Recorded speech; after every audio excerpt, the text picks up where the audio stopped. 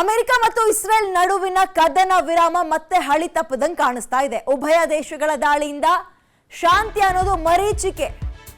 ಇವ್ರು ಯಾವಾಗ ಕದನ ವಿರಾಮ ಅಂತಾರೋ ಮತ್ಯಾವಾಗ ಶುರು ಮಾಡ್ಕೊಳ್ತಾರೋ, ಈ ಅಮೆರಿಕ ಹೇಳೋದು ಯಾವ್ದನ್ನೂ ನಂಬರ್ದು ಅನ್ನೋ ಹಂತಕ್ಕೆ ಈ ಡೊನಾಲ್ಡ್ ಟ್ರಂಪ್ ತಗೊಂಡು ಹೋಗ್ತಾ ಇದಾರಪ್ಪ ಅವ್ರ ಡಿಸಿಷನ್ಸ್ಗಳು. ಅಮೆರಿಕ ಇರಾನ್ ಜಿದ್ದಿಗೆ ಮಧ್ಯಪ್ರಾಚ್ಯ ಕನಲ್ಲಿ ಹೋಗ್ತಾ ಇದೆ. ಕೊತ ಅನ್ನೋದು ಹೋಗ್ಲಿ, ಕನಲ್ಲಿ ಹೋಗ್ತಾ ಇದ್ದಾರೆ ಅವರು. ಕದನ ವಿರಾಮ ಅಂತಾರೆ, ರಾತ್ರಿ ಮಿಸೈಲ್ ಹಾರಿಸ್ತಾರೆ, ಡ್ರೋನ್ ಹಾರಿಸ್ತಾರೆ. ಧಗಧಗಿಸ್ತಾ ಇರುವ ಕೊಲ್ಲಿ ಕದನಕ್ಕೆ ಪೂರ್ಣ ವಿರಾಮ ಫಿಕ್ಸಾ? ಅಮೆರಿಕ ಇರಾನ್ ನಡುವಿನ ಕಿಚ್ಚು ಶಮನವಾಗುತ್ತಾ? 103 ದಿನಗಳ ಮಧ್ಯಪ್ರಾಚ್ಯ ಯುದ್ಧ ಎಂಡ್ ಆಗುತ್ತಾ? ಇರಾನ್ ಅಮೆರಿಕ ನಡುವೆ 14 ಅಂಶಗಳ ಒಪ್ಪಂದದ ಬಗ್ಗೆ ಈಗ ಚರ್ಚೆ ಆಗ್ತಾ ಇದೆ ಜೋರಾಗಿ. ಇರಾನ್ ವಿರುದ್ಧ ದಾಳಿ ಸ್ಥಗಿತಗೊಳಿಸಿದೆ ಅಮೆರಿಕ ಸದ್ಯಕ್ಕೆ. ಇನ್ನು 14 ಅಂಶಗಳ ಒಪ್ಪಂದಕ್ಕೆ ಅಂತಿಮ ಅನುಮೋದನೆ ಸಿಕ್ಕಿಲ್ಲ. ಅಂದ್ರೆ ನೀವೇನ್ ಕೇಳಿದ್ರೆ ಅದೆಲ್ಲದಕ್ಕೂ ನಾವು ಒಪ್ಕೊಂಡಿದೀವಿ ಅಂತ ಇನ್ನು ಫೈನಲ್ ಮಾಡಿಲ್ಲ ಅವರು. 14 ಷರತ್ತುಗಳನ್ನೇನು ಇರಾನ್ ಹಾಕಿದೆ ಅದ್ರ ಮೇಲೆ ಅಮೆರಿಕ ಇರಾನ್ನ ಯುದ್ಧ ನಿಲ್ಲುತ್ತಾ ಅಥವಾ ಇಲ್ವಾ ಅನ್ನುವಂಥದ್ದು ಕುತೂಹಲ ಮೂಡಿಸ್ತದೆ. ಅಂದ್ರೆ ಅದು ಡಿಸೈಡ್ ಮಾಡುತ್ತೆ. ಏನ್ 14 ಅಂಶ ಅಂತದ್ ಕೇಳಬಾರ್ದು ಕೇಳಿದ್ಯಾ ಇರಾನ್? ಏನೇನ್ ಕಂಡೀಷನ್ಗಳನ್ನು ಹಾಕಿದ್ದಾರೆ ಅದನ್ನು ನೋಡೋಣ ನಾವು, ಆಯ್ತಾ? 14 ಅಂಶಗಳ ಶಾಂತಿ ಪ್ರಸ್ತಾವನೆಯನ್ನ ಟ್ರಂಪ್ ತಳ್ಳಿ ಹಾಕಿದಾರಂತೆ, ಬಿಲ್ಕುಲ್ ಆಗದೇ ಇಲ್ಲ ಅಂತ. ಪ್ರಸ್ತಾವನೆಯ ಹಲವು ಅಂಶ ವಾಸ್ತವಕ್ಕೆ ಹೊಂದಾಣಿಕೆ ಆಗಲ್ಲ ಅಂತ ಹೇಳ್ತಾ ಇದ್ದಾರೆ. ಶಾಂತಿ ಪ್ರಸ್ತಾವನೆ ಸತ್ಯಕ್ಕೆ ದೂರವಾಗಿದೆ. ಈ 14 ಅಂಶಗಳು ಇರಾನ್ ಪರವಾಗಿ ಹರಿದಾಡ್ತಾ ಇರುವ ಒಪ್ಪಂದದ ಪತ್ರ ಏನಿದೆ ಅದು ಸುಳ್ಳು ಅಂತ ಟ್ರಂಪ್ ಹೇಳ್ತಾ ಇದ್ದಾರೆ. ಮತ್ತೆ ಹಂಗಾರೆ ಇವ್ರು ಹೇಳಿದ ತಕ್ಷಣ ಅವ್ರು ಒಪ್ಕೊಬಿಡ್ತಾರಾ? ಇವರಿಗಾಗಿರುವ ಡ್ಯಾಮೇಜಸ್ ಮುಂದಕ್ಕೆ ಏನಾಗಬೇಕು ಇದನ್ನ ಕೇಳ್ಕೊಂಡಿರ್ತಾರೆ. ಕಂಡೀಷನ್ಸ್ ಅಪ್ಲೈ ರೀ, ನೀವು ಹೇಳಿದಂಗೆ ಆಯ್ತು ನಿಲ್ಲಿಸ್ಬಿಡೋಣ ಬಿಡಿ, ಬಟ್ ಕಂಡೀಷನ್ಸ್ ಅಪ್ಲೈ ತಗೊಳ್ಳಿ ಇದನ್ನ ಅಂತ ಒಂದು ಲಿಸ್ಟ್ ರೆಡಿ ಮಾಡ್ಕೊಂಡಿರ್ತಾರೆ, ಒಂದು ಡಾಕ್ಯುಮೆಂಟ್ ಅನ್ನ. ಅದನ್ನ ಒಪ್ಕೊಂಡಿದಾರಾ ಇಲ್ವಾ ಇದು ಕುತೂಹಲ.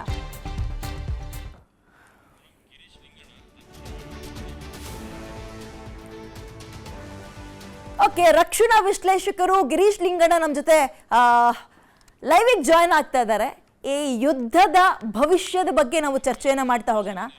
ಗಿರೀಶ್ ಸರ್, ಇವರು ಯಾವಾಗ ಕದನ ವಿರಾಮ ಅಂತಾರೆ, ಅದು ಇನ್ಯಾವಾಗ ಶುರು ಮಾಡ್ಕೊಂಡಿರ್ತಾರೆ, ಇದು ಯಾವುದು ಅರ್ಥನೇ ಆಗ್ತಾ ಇಲ್ಲ. ಅಮೆರಿಕ ಮಾತೇ ನಂಬಕ್ ಆಗ್ತಾ ಇಲ್ಲಪ್ಪ. ಆಮೇಲೆ ಏನೋ ಈ 14 ಅಂಶಗಳು ಅಂತ ಇದಾರಲ್ಲ, ಅಂತ ಒಪ್ಕೊಳ್ಳೇಬಾರ್ದಾದ ಕಂಡೀಷನ್ ಏನಾದ್ರು ಹಾಕಿದಾರ ಸರ್ ಅವರು? ಈಗ ಟ್ರಂಪ್ ನಿಮಿಷಕ್ಕೊಂದು ಮಾತಾಡ್ತಾನೆ. ಅಂದ್ರೆ ಟ್ರಂಪ್ ಆಡೋ ಮಾತು ಟ್ರಂಪ್ಗೆ ನಂಬಿಕೆ ಇಲ್ಲ ಅನ್ನೋ ಒಂದು ಪರಿಸ್ಥಿತಿಲಿದೆ. ಆ ತರ ಮಾತು ನಡೀತಾ ಇದೆ. ಟ್ರಂಪ್ ಹೇಳಿಕೆಗಳಿಗೆ ಯಾವ್ದು ಒಂದು ಮಹತ್ವ ಕೊಡೋದೇ ಬೇಕಿಲ್ಲ. ಇದುವರೆಗೂ ಒಂದ್ 39-40 ಹೇಳಿಕೆ ಕೊಟ್ಟಿರ್ಬೇಕು ಈ ಯುದ್ಧದ ಮೇಲೆ. ಯಾವ್ದು ಅದು ಸರಿಯಾಗಿ ಅದ್ ಕರೆಕ್ಟ್ ಆಗಿ ಇರ್ಲೇ ಇಲ್ಲ. ಯಾವ ಹೇಳಿಕೆನೂ ಒಂದಕ್ಕೊಂದು ಹೊಂದಾಣಿಕೆನೇ ಇಲ್ಲ, ಫಸ್ಟ್ ಆಫ್ ಆಲ್.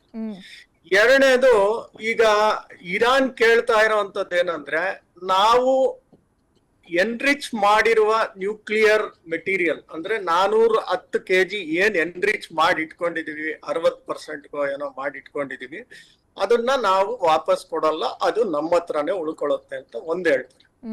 ಎರಡನೇದು, ನಾವು ಎನ್ರಿಚ್ಮೆಂಟ್ ಕಂಟಿನ್ಯೂ ಮಾಡ್ತೀವಿ, ಆದರೆ 3 ಇಲ್ಲ 4% ಅಷ್ಟೊತ್ತಿಗೆ ಮಾತ್ರ ಮಾಡ್ತೀವಿ. ಯಾಕಂದ್ರೆ ಅದು ನಮ್ಗೆ ಪವರ್ ಜನರೇಷನ್ಗೆ ಬೇಕಾಗುತ್ತೆ, ಮೆಡಿಕಲ್ ಫೆಸಿಲಿಟಿಗೆ ಬೇಕಾಗುತ್ತೆ. ಸೊ ನಾವು ಜನರೇಟ್ ನಮ್ಮ ಎನ್ರಿಚ್ಮೆಂಟ್ ಮಾಡಕ್ ನೀವು ಬಿಡ್ಕೊಡ್ಬೇಕು ಅಂತ ಎರಡನೇದು ಕೇಳ್ತಾ ಇದೆ.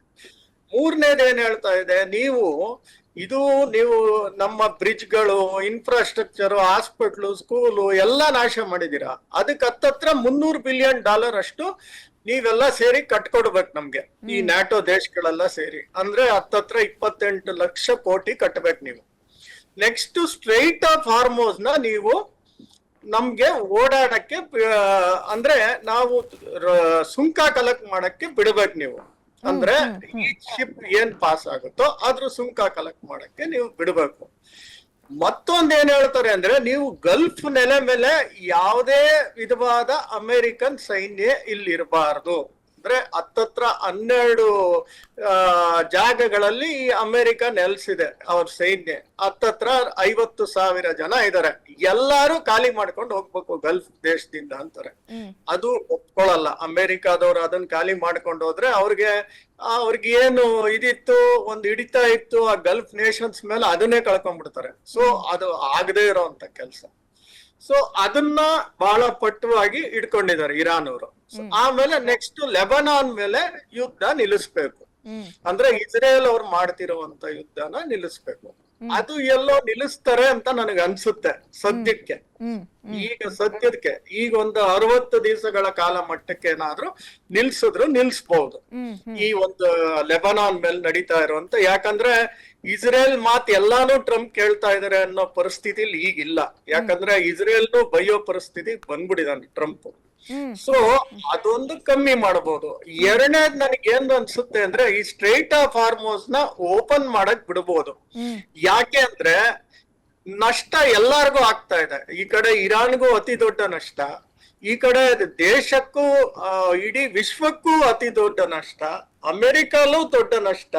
ಸೊ ಈ ನಷ್ಟಗಳೆಲ್ಲ ನೋಡಿ ಎಲ್ಲಾರು ಶಾಪ ಆಗ್ತಿರೋದ್ ನೋಡಿದ್ರೆ ಈ ಸ್ಟ್ರೈಟ್ ಆಫ್ ಹಾರ್ಮೋಸ್ ನ ಎಲ್ಲೋ ಒಂದ್ ಸ್ವಲ್ಪ ಸುಂಕ ಕಲೆಕ್ಟ್ ಮಾಡ್ಕೊಳ್ಳಿ, ಸೆಕ್ಯೂರಿಟಿ ರೀಸನ್ಗೋಸ್ಕರ ಸುಂಕ ಕಲೆಕ್ಟ್ ಮಾಡಕ್ ಬಿಡ್ತೀವಿ ಒಂದ್ ಕೆಲವು ದಿವಸಗಳ ಕಾಲ ಅಂತ ಅಮೆರಿಕಾದವರು ಒಪ್ಕೋಬಹುದು. ಅಂದ್ರೆ ಈ ಒಂದು ಸ್ಟ್ರೈಟ್ ಆಫ್ ಹಾರ್ಮೋಸ್ ನ ಓಪನ್ ಮಾಡಕ್ಕೆ. ಸೊ ನನಗನ್ಸುತ್ತೆ ಒಂದು 50-60 ದಿವಸಗಳ ಕಾಲ ಪಾಸ್ ಅಂತೂ ಸಿಗುತ್ತೆ, ಮತ್ತೆ ಸ್ವಲ್ಪ ಸುಧಾರಣೆ ಮಾಡಕ್ ಪ್ರಯತ್ನ ಮಾಡ್ತಾರೆ. ಈ 60 ದಿನದ ಟೈಮ್ ಲೈನ್ ಹೇಳಿದ್ರೆ ಅದು ಇರಾನ್ ವರ್ಸಸ್ ಅಮೆರಿಕ ಜೊತೆಗೆ ಇಸ್ರೇಲ್ ವರ್ಸಸ್ ಇರಾನ್ ಎರಡು ಕೂಡ ಆಗೋ ಸಾಧ್ಯತೆ. ಅಮೆರಿಕ ಅಂದ್ರೆ ಇಸ್ರೇಲ್ ಕೇಳಲೇಬೇಕು. ಸೊ ಆ ಪರಿಸ್ಥಿತಿ ಇಸ್ರೇಲ್ ಕೇಳ್ತಾರೋ ಬಿಡ್ತಾರೋ, ನಾಳೆ ಲೆಬನಾನ್ ಮೇಲೆ ಮತ್ತೆ ದಾಳಿ ಶುರು ಮಾಡ್ತಾರೋ ಅದು ಹೇಳಕ್ ಆಗಲ್ಲ. ಬಟ್ ಅಮೆರಿಕ ಪ್ರಕಾರ ಇಸ್ರೇಲ್ ನಮ್ ಮಾತ್ ಕೇಳುತ್ತೆ ಅಂತ. ಸೊ ನನಗನ್ಸುತ್ತೆ ಪ್ರಾಬಬ್ಲಿ ಈ ಎರಡನ್ನ ಅಂಶಗಳನ್ನ ಇಟ್ಕೊಂಡು ಈ ಒಂದು 60 ದಿವಸಗಳ ಕಾಲ ಟೈಮ್ ತಗೊಂಡು ನಾವು ಈ ನ್ಯೂಕ್ಲಿಯರ್ ಮೆಟೀರಿಯಲ್ ಬಗ್ಗೆ ಮಾತಾಡೋಣ, ಮತ್ತೆ ನಿಮ್ಮ $1 ಬಿಲಿಯನ್ ಬಗ್ಗೆ ಸ್ಯಾಂಕ್ಷನ್ಸ್ ಒಂಚೂರು ತೆಗಿಬಹುದು. ಯಾಕಂದ್ರೆ $16 ಬಿಲಿಯನ್ ಕತಾರ್ ಅಲ್ಲಿದೆ, ಇಂಡಿಯಾದಲ್ಲಿದೆ, ಎಲ್ಲ ಅನೇಕ ದೇಶಗಳಲ್ಲಿ ಅವ್ರದ್ದು ಕೆಲವು ಸಿಕ್ಕಾಕೊಂಡಿದಾವೆ ಅವ್ರದೇ ಆದ ದುಡ್ಡ. ಸೊ ಅದನ್ನು ಎಲ್ಲೋ ಒಂಚೂರು ಬಿಡಬಹುದು ಅಂತ ನನಗೆ ಅನ್ಸುತ್ತೆ. ಅಂದ್ರೆ ಎಲ್ಲಾನು ಬಿಡಲ್ಲ, ಸಣ್ಣ ಮಟ್ಟದಲ್ಲಿ ಪ್ರಮಾಣದಲ್ಲಿ ಸುಧಾರಿಸ್ಕೊಳಕ್ ಬಿಡಬಹುದು. ಇಷ್ಟು ಮಾಡಿ ಈ ಒಂದು 3 ಅಂಶಗಳನ್ನ ಮಾಡಿ ಮತ್ತೊಂದು 50-60 ದಿವಸಕ್ಕೆ ತಳ್ಳಿ ಮತ್ತೆ ಮಾತುಕತೆ ಶುರು ಮಾಡ್ತಾರೆ. ಇದು ಪರ್ಮನೆಂಟ್ ಸೊಲ್ಯೂಷನ್ ಸಿಗೋದು ಅಷ್ಟು ಈಸಿ ಅಲ್ಲ. ಇದು 50 ವರ್ಷಗಳ ಕಾಲದಿಂದ ನಡೀತಾ ಬರ್ತಾ ಇರೋ ಗಲಾಟೆಗಳು. ಸೊ ಅದು ಪರ್ಮನೆಂಟ್ ಆಗಿ ಸೊಲ್ಯೂಷನ್ ಸಿಗಲ್ಲ. ಈ ತರ ಮಧ್ಯ ಪಾಸ್ಗಳು ಕೊಟ್ಕೊಳ್ಳೋದು, ಒಂದ್ ದಿವಸ ಗಲಾಟೆ ಆಗೋದು, ಒಂದ್ ದಿವಸ ನಿಲ್ಲೋದು, ಇದು ಆಗ್ತಾನೆ ಹೋಗ್ತಾ ಇರತ್ತೆ. ಸೊ ನಾವು ಭಾರತದವರು ಅದಕ್ಕೆ ಏನ್ ಆಲ್ಟರ್ನೇಟ್ ಗಳು ಮಾಡ್ಕೊಂಡು ಹೋಗ್ತಾ ಇರಬೇಕು.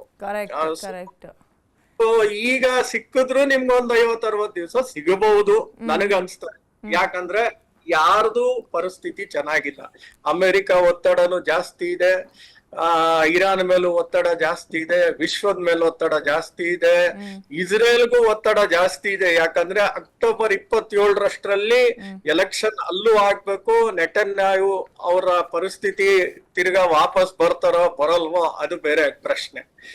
ವಾಪಸ್ ಬಂದ್ರೆ ತಿರ್ಗಾ ಕಂಟಿನ್ಯೂ ಮಾಡ್ತಾರ, ಬರ್ದೇ ಹೋದ್ರೆ ಅವ್ರ ಅಪೋಸಿಷನ್ ಅವರು ಇವ್ರ ಹೆಜ್ಜೆನೆ ಮುಂದುವರ್ಸ್ತಾರ, ಇಲ್ಲ ಒಂದು ಕಾಂಪ್ರಮೈಸ್ ಬರ್ತಾರ. ಅದೆಲ್ಲ ಮುಂದಿನ ದಿವಸಗಳ ಕಾಲ ನಾವು ಚರ್ಚೆ ಮಾಡಬೇಕಾಗ್ತದೆ. ಯಾಕಂದ್ರೆ ಅಕ್ಟೋಬರ್ 27 ಅಲ್ಲೂ ಒಂದು ಎಲೆಕ್ಷನ್ ಆಗೇ ಆಗುತ್ತೆ. ಸರ್, ನಾನು ಈ ಇರಾನ್, ಇಸ್ರೇಲ್, ಅಮೆರಿಕ ಬಗ್ಗೆ ತಗೊಂಡೆ. ಈ ರಷ್ಯಾ ಯುಕ್ರೇನ್ ಇಂದು ಕಂಪ್ಲೀಟ್ ಮಾಡ್ಬಿಡೋಣ ಸರ್. ಒಂದ್ 2 ನಿಮಿಷ ಟೈಮ್ ಕೊಡಿ, ನನಗೆ ವಾಪಸ್ ಬರ್ತೀನಿ. ನೋಡಿ, ಮೊದಲ ವಿಶ್ವ ಯುದ್ಧದ ಅವಧಿಯನ್ನ ರಕ್ತಪಾತದ ವಾರ್ ಅಂತ ಕರೆಸ್ಕೊಳ್ತಾ ಇದ್ದ ರಷ್ಯಾ ಮತ್ತು ಯುಕ್ರೇನ್ ವಾರ್ ಮುಂದುವರಿಸ್ತಾ ಇದೆ. 1570ನೇ ದಿನ ಕಾಲಿಟ್ಟಿದೆ. ಈ ರಷ್ಯಾ ಯುಕ್ರೇನ್ ಸಂಘರ್ಷ ಇದೆಯಲ್ಲ, ಉಭಯ ದೇಶಗಳ ಶಾಂತಿ ಒಪ್ಪಂದ ಸಂಪೂರ್ಣ ಸ್ಥಗಿತ ಆಗಿದ್ದು 2ನೇ ವಿಶ್ವ ಯುದ್ಧದ ಅವಧಿಯನ್ನು ಕೂಡ ಇವರು ಮೀರಿಸ್ತಾರೆ ಎನ್ನುವ ಆತಂಕ ಇದೆ. ಮೊದಲನೇ ಮಹಾಯುದ್ಧದ ದಿನಗಳನ್ನು ಕಂಪ್ಲೀಟ್ ಮಾಡಿದ್ರು, 2ನೇ ಮಹಾಯುದ್ಧದ ದಿನಗಳನ್ನು ಕಂಪ್ಲೀಟ್ ಮಾಡ್ತಾರೆ ಅಂತ ಇಲ್ಲಿ ವಿಚಾರ ನಾವು ಗಮನಿಸಬೇಕಾಗಿರೋದು. ಹತ್ತತ್ರ 4.5 ವರ್ಷದಿಂದ 4.5 ವರ್ಷದಿಂದ ಕಂಟಿನ್ಯೂಸ್ ಆಗಿ ನೋ ಬ್ರೇಕ್, ಕದನ ವಿರಾಮನೇ ಇಲ್ಲ, ಮುಂದುವರ್ಸ್ಕೊಂಡು ಹೋಗ್ತಲೇ ಇದ್ದಾರೆ. 4.5 ವರ್ಷ ಅಂದ್ರೆ ಹುಡುಗಾಟನ 2022 ಆರಂಭ ಆಗಿರೋದು. ಸೊ ರಾಜತಾಂತ್ರಿಕ ಮಾತುಗಳು ಅಗೇನ್ ಅಂಡ್ ಅಗೇನ್ ಫೇಲ್ಯೂರ್ ಆಗ್ತಾ ಇರೋದಿಲ್ಲಿ ಗೊತ್ತಾಗ್ತಾ ಇದೆ. ಅಗೇನ್ ನಾನು ಗಿರೀಶ್ ಲಿಂಗಣ್ಣ ಸರ್ನ ಮಾತಾಡಿಸ್ತೀನಿ. ಸರ್, ಇನ್ನೊಂದು 2 ತಿಂಗಳು ಕಳೆದು ಬಿಟ್ರೆ ಸರ್ 4.5 ವರ್ಷ ಕಂಪ್ಲೀಟ್ ಮಾಡಿಬಿಡ್ತಾರೆ ಯಶಸ್ವಿಯಾಗಿ ರಷ್ಯಾ ಮತ್ತು ಯುಕ್ರೇನ್ ಯುದ್ಧ. ಹಿಂಗೆ ಆಗ್ಬಿಟ್ರೆ ಕತೆ ಹೆಂಗೆ ಸರ್? ಈ ಕಡೆ ಇಲ್ಲೂ ಯುದ್ಧ, ಅಲ್ಲೂ ಯುದ್ಧ, ಬೇರೆ ಬೇರೆ ದೇಶಗಳ ಪರಿಸ್ಥಿತಿ ಏನು? ನಂಬರ್ 1. 2ನೇದು, ರಾಜತಾಂತ್ರಿಕ ಮಾತುಕತೆಗಳು ಸುದೀರ್ಘವಾಗಿ ವಿಫಲವಾದಂತೆ ಅಲ್ವಾ ಈ ರೀತಿಯ ದಿನಗಳನ್ನು ಕೌಂಟ್ ಮಾಡಿದಾಗ? ಅವಾಗ ಒಂದು ಮಾತುಕತೆ ಶುರುವಾಗಿತ್ತು ಟ್ರಂಪ್ ಮಧ್ಯಸ್ಥಿಕೆಯಲ್ಲಿ ಮತ್ತೆ ಕೆಲವು ಅಮೆರಿಕನ್ಸ್ ಮಧ್ಯಸ್ಥಿಕೆಯಲ್ಲಿ ಮಾತುಕತೆ ಶುರುವಾಗಿತ್ತು. ಅಷ್ಟರಲ್ಲಿ ಇರಾನ್ ಗಲಾಟೆ ಶುರುವಾಯಿತು. ಅದರಿಂದ ಕಂಪ್ಲೀಟ್ ಫೋಕಸ್ ಕಳ್ಕೊಂಡ್ರು ಅದ್ರ ಮೇಲೆ. ಈಗ ರಷ್ಯಾ ಆಗ್ಲೇ ಕ್ರಿಮಿಯಾನ ಹಿಡಿದಿಟ್ಕೊಂಡಿದೆ, ಮತ್ತೆ ಕೆಲವು ಏರಿಯಾನ ಡಾನ್ಬಾಸ್ ನ ಹಿಡಿದಿಟ್ಕೊಂಡಿದೆ. ಈಗ ಯುಕ್ರೇನ್ ಏನ್ ಹೇಳುತ್ತೆ ಅಂದ್ರೆ ಈ 2 ಏರಿಯಾ ನಮ್ಗೆ ವಾಪಸ್ ಕೊಟ್ರೇನೆ ಮಾತುಕತೆ ಮಾಡ್ತೀವಿ ಅಂತ ಜೆಲೆನ್ಸ್ಕಿ ಕೂತಿರೋದು. ಆ ಕಡೆ ರಷ್ಯಾದವರು ನಾವು ಹಿಡಿದಿರೋ ಅಂತ ಜಾಗ ಬಿಟ್ಟು ಬೇರೆ ಏನಿದ್ರು ಮಾತಾಡಿ ಅಂತ ರಷ್ಯಾದವ್ರು ಕೂತಿರೋದು. ನೆಕ್ಸ್ಟ್ ನ್ಯಾಟೋ ಜೊತೆ ನಾವು ಒಪ್ಪಂದ ಮಾಡ್ಕೊಳಲ್ಲ, ನ್ಯಾಟೋ ಇಂದ ದೂರ ಉಳಿತೀವಿ ಅಂತ ಅವರು ಹೇಳಿಕೆ ಕೊಟ್ಟು ಅದನ್ನ ಒಪ್ಪಂದ ಮಾಡ್ಕೋಬೇಕು. ಇವ್ ಯಾವ ಸಾಧ್ಯ ಆಗದೆ ಇರೋಂತ ಒಪ್ಪಂದಗಳು ಅಲ್ಲೇ ಅಲ್ಲ. ಅಂದ್ರೆ ಯಾವ್ದ್ರಲ್ಲೂ ಹೆಂಗಿದು ಸಾಧ್ಯ ಆಗತ್ತೆ ಅನ್ನೋದು ಯಾರಿಗೂ ಗೊತ್ತಾಗ್ತಾ ಇಲ್ಲ. ಒಂದು ನ್ಯಾಟೋನೇ ನಮ್ಗ್ ಬೇಡಪ್ಪ, ನಿಮ್ ಪಾಡಿಗೆ ನೀನ್ ಇದ್ಬಿಡು ಅಂತ ನ್ಯಾಟೋ ಆಚೆ ಹೋಗ್ಬಿಡ್ಬೇಕು. ಯಾಕಂದ್ರೆ ಈ ಟ್ರಂಪ್ ನಂಬ್ಕೊಂಡು ನ್ಯಾಟೋ ಮುಂದುವರಿಯಕ್ ಅವ್ರಿಗೂ ಯಾಕೋ ಒಂದ್ ಕಡೆ ಒಂಥರ ಅವ್ರಲ್ಲೇ ಬಿರುಕು ಮೂಡಿದೆ ಈ ಅಮೆರಿಕ ಮತ್ತು ನ್ಯಾಟೋ ಈ ಯುರೋಪಿಯನ್ ದೇಶಗಳ ಮಧ್ಯೆ. ಸೊ ಆ ಒಂದು ಪ್ರಾಬ್ಲಮ್ ಇಂದ ಜೊತೆಲಿ ಟ್ರಂಪ್ ಇವ್ರ ಮೇಲೆ ಒತ್ತಡ ಹಾಕ್ತಿದ್ದಾರೆ. ನೀವು ಅದಕ್ಕೆ ಹಣ ಸಹಾಯ ಮಾಡಬೇಕು, ನೀವು ಫಂಡಿಂಗ್ ಮಾಡಬೇಕು, ಮತ್ತೆ ವೆಪನ್ಸ್ ಗಳು ಇವ್ರು ಕೊಡ್ತಾ ಬರ್ತಾ ಇರ್ಬೇಕು. ಎಷ್ಟು ಕೊಡ್ತಾ ಬರಕಾಗತ್ತೆ ಇವ್ರ ಕೈಲಿ, ಅಮೆರಿಕಾದವ್ರ ಕೈಲಿ ಮತ್ತೆ ಯುರೋಪ್ ಅವ್ರ ಕೈಲಿ. ಸೊ ಎಲ್ಲೋ ಒಂದ್ ಕಡೆ ಈಗ ಸದ್ಯಕ್ಕಂತೂ ನನ್ಗೇನು ನಿಲ್ಲ ಮಟ್ಟಕ್ಕೆ ಕಾಣ್ತಿಲ್ಲ. ಬಟ್ ಇನ್ ಕೆಲವು 1 ವರ್ಷನೋ 2 ವರ್ಷ ಆದ್ಮೇಲೆ ಇದು ಎಲ್ಲೋ ಒಂದ್ ಕಡೆ ನಿಧಾನಕ್ಕೆ ಕಮ್ಮಿ ಆಗತ್ತೆ ಅಂತ ನನಗ್ ಅನ್ಸ್ತಾ ಇದೆ. ಬಟ್ ಈಗಿನ ಪರಿಸ್ಥಿತಿಲಿ ನೋಡಿದ್ರೆ ಇಬ್ರುನು ಸೋಲೋ ಅಂತ ಪರಿಸ್ಥಿತಿಲಿ ಇಲ್ಲ. ಇಬ್ರಿಗೂ ದಣದಿದ್ದಾರೆ, ಇಬ್ರು ನಮ್ಗ್ ಸಾಕಾಗಿದೆ ಅನ್ನೋ ಪರಿಸ್ಥಿತಿಲಿ ನನ್ಗೆ ಕಾಣ್ತಾ ಇಲ್ಲ. ಇಬ್ರು ಮುಂದುವರ್ಸ್ತಾ ಇದ್ದಾರೆ. ಅಂದ್ರೆ ಯುಕ್ರೇನ್ಗೆ ನ್ಯಾಟೋ ಎಷ್ಟು ಸಹಾಯ ಮಾಡುತ್ತೋ ಅಷ್ಟು ಮುಂದುವರ್ಸ್ಕೊಂಡು ಅವರು ಹೋಗ್ತಾ ಇರ್ತಾರೆ ಯುಕ್ರೇನ್ ಅವರು. ರಷ್ಯಾದವರು ಹೆಂಗಿದ್ರು ಆಯಲ್ ಹೆಂಗಿದ್ರು ಅವ್ರದ್ದು ವ್ಯಾಪಾರ ನಡೀತಾ ಇದೆ. ಸೊ ದುಡ್ಡು ಬರ್ತಾ ಇದೆ, ಅವರು ನಡ್ಸ್ಕೊಂಡು ಮುಂದಕ್ಕೆ ಹೋಗ್ತಾ ಇದ್ದಾರೆ. ಸೊ ಇಬ್ರಲ್ಲಿ ಒಬ್ರಿಗಾರು ಸುಸ್ತಾಗ್ಬೇಕು ಇದ್ ನಿಲ್ಲಕ್ಕೆ. ಈಗ ನೋಡಕ್ ಹೋದ್ರೆ ಇಬ್ರಿಗೂ ಆ ಒಂದು ಸ್ಥಿತಿಲಿ ಇಲ್ಲ ಇಬ್ರುನು. ಸೊ ಆ ಕಡೆ ನ್ಯಾಟೋದವ್ರು ವಾಪಸ್ ತಗೋಬೇಕು, ನಾವು ಸಾಕಪ್ಪ ನಿನಗ್ ಸಪೋರ್ಟ್ ಮಾಡೋದು ನಮ್ ಕಷ್ಟನೇ ನಮ್ಗಿದೆ ಅನ್ನೋದು ಬಂದ್ರೆ ಯುಕ್ರೇನ್ ಅವರು ಸ್ವಲ್ಪ ಮೆಲೋಡೌನ್ ಆಗ್ತಾರೆ. ರಷ್ಯಾದವ್ರಿಗೆ ಇನ್ನು ಸ್ಯಾಂಕ್ಷನ್ ಅತಿ ಹೆಚ್ಚಾಗಿ ಆಯಲ್ಲು ಏನೂ ಹೋಗದೆ ಬಹಳ ಪ್ರಾಬ್ಲಮ್ ಅಲ್ಲಿ ಇಕ್ಕಟ್ಟಲ್ಲಿ ಸಿಕ್ಕಾಕೊಂಡ್ರೆ ಅವ್ರು ಒಂದ್ ಸ್ವಲ್ಪ ಮೆಲೋಡೌನ್ ಆಗ್ತಾರೆ. ಅವಾಗ ಮಾತುಕತೆ ನಡಿಬಹುದು. ಈಗಿನ ಪರಿಸ್ಥಿತಿಲಂತೂ ನನಗ ಅದು ಕಾಣ್ತಾ ಇಲ್ಲ. 2 ಕಡೆನೂ ಗಟ್ಟಿಯಾಗೇ ಇದಾರೆ.